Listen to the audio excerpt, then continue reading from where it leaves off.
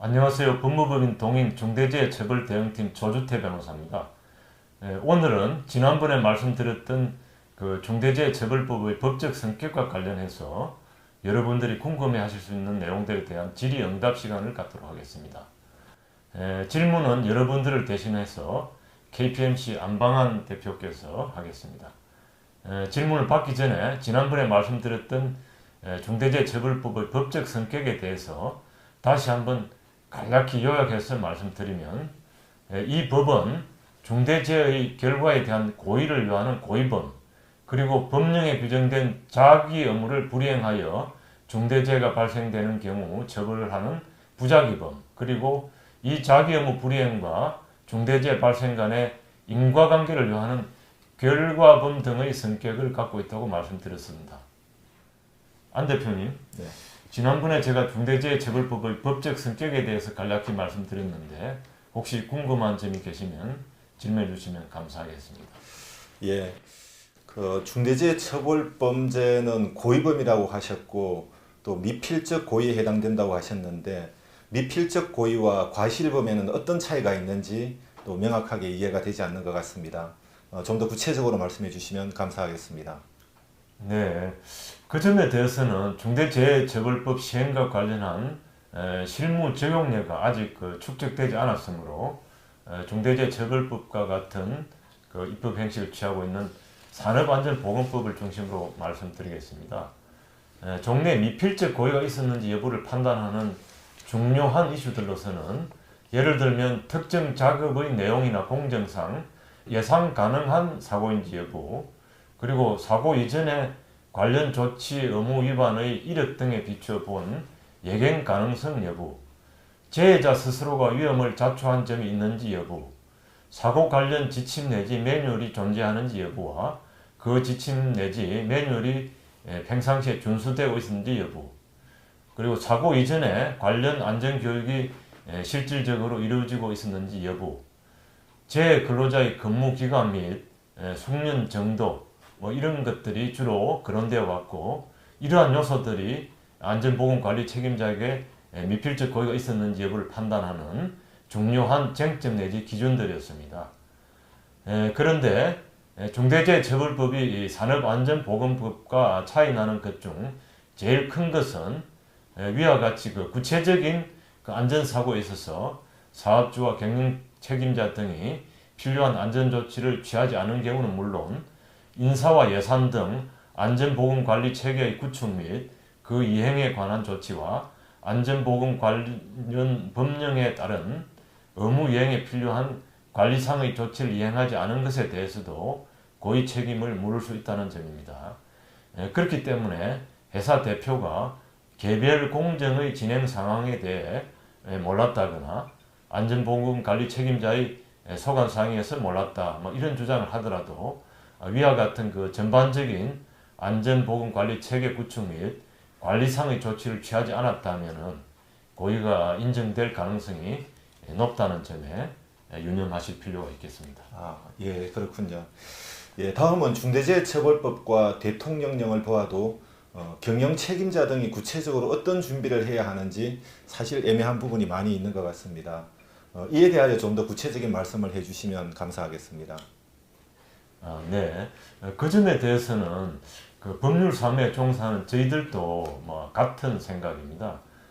중대재해처벌법과 대통령령이 너무 추상적 포괄적으로 규정되어 있어서 어떻게 해야 하는지 모르겠다는 것은 거의 모든 기업가나 공공기관 대표님들의 공통적인 인식인 것 같습니다. 이에 대해 구체적인 내용은 너무 분량이 많기 때문에 다음에 말씀드릴 기회가 있을 것으로 보이므로 법 규정을 간단히 축약해서 말씀드리겠습니다. 중대재해처벌법 제4조 제1항 제1호에서 재해 예방에 필요한 인력 및 예산 등 안전보건관리 체계 구축 및 그 이행에 관한 조치를 규정하고 있고, 같은 항 제4호에서 안전보건관계 법령에 따른 의무 이행에 필요한 관리상의 조치를 의무사항으로 규정하면서 제2항에서 그 구체적인 사항을 대통령령에 위임하고 있습니다. 이에 따라 대통령령 제4조 제1호에서 제9호에서 법 제4조 제1항 제1호의 그 위임 사항을 규정하고 있고, 그리고 대통령령 제4조 제2항 제1호 내지 제4호에서 법 제4조 제1항 제4호의 위임 사항을 각각 규정하고 있는데, 우선 이런 조항들을 중심으로 살펴보시는 것이 좋을 것 같고, 이 점과 관련하여 간략하게 개괄적인 내용만 말씀드리자면, 먼저 컨트롤 타워로서의 중앙 전담 조직과 예산을 확보하고 관련 매뉴얼을 정비하고 또 이것을 시스템적으로 항시 이행하며 점검하는 것 등입니다. 예, 중요한 부분이 많이 있는 것 같습니다. 예, 그럼 사업장 내에서 종사자의 사망 사고가 발생하였을 경우 의무 불이행과 그 사망 사이에 인과관계가 없으면 처벌되지 않는다고 하셨는데, 그 인과관계는 누가 어떻게 입증하나요? 어떤 사안이 죄가 된다고 하여 검사가 기소하는 경우에 그에 대한 입증 책임은 기본적으로 검사에게 있습니다. 따라서 원칙적으로는 중대재해처벌법 위반으로 기소되더라도 검사가 인과관계를 입증하지 못하면 재판부에서는 무죄를 선고할 수밖에 없습니다. 종래 산업안전보건법 위반으로 기소된 사안에 있어서도 인과관계를 입증하지 못하여 무죄 선고된 사례가 들어 있었습니다. 대표적인 사례를 말씀드리면 대법원은 산업안전보건법 위반 사건과 관련하여 다음과 같이 인과관계 없음을 이유로 무죄 선고한 사례가 있습니다. 즉 밀폐 공간인 하수관 공사를 시행하던 공사 현장 소장이 감시인 지정, 공기호흡기 지급, 작업 시작 전 공기 상태 점검 등의 보건 조치를 취하지 않아 하수관에서 작업 중이던 소속 근로자가 쓰러져 하수관 내에 있던 하수를 흡입하여 사망한 사안에서 대법원은 부검 결과 익사 또는 산소 결핍을 시사하는 소견이 발견되지 않은 점, 그리고 피해자에게 간질 병력이 있었고 간질 병력은 부검을 통한 조직 검사로 확인되지 않는 경우가 대부분인 점, 사고 발생 3일 후 사고 장소에서 측정된 산소 농도가 양호하였던 점, 그리고 사고 당시 기온이 낮았던 점 등을 종합하면 간질로 인하여 사망하였을 가능성을 배제할 수 없으므로 피고인의 보건조치 의무 위반과 사망의 결과 사이에 인과관계가 없다, 이렇게 하면서 무죄를 선고했습니다.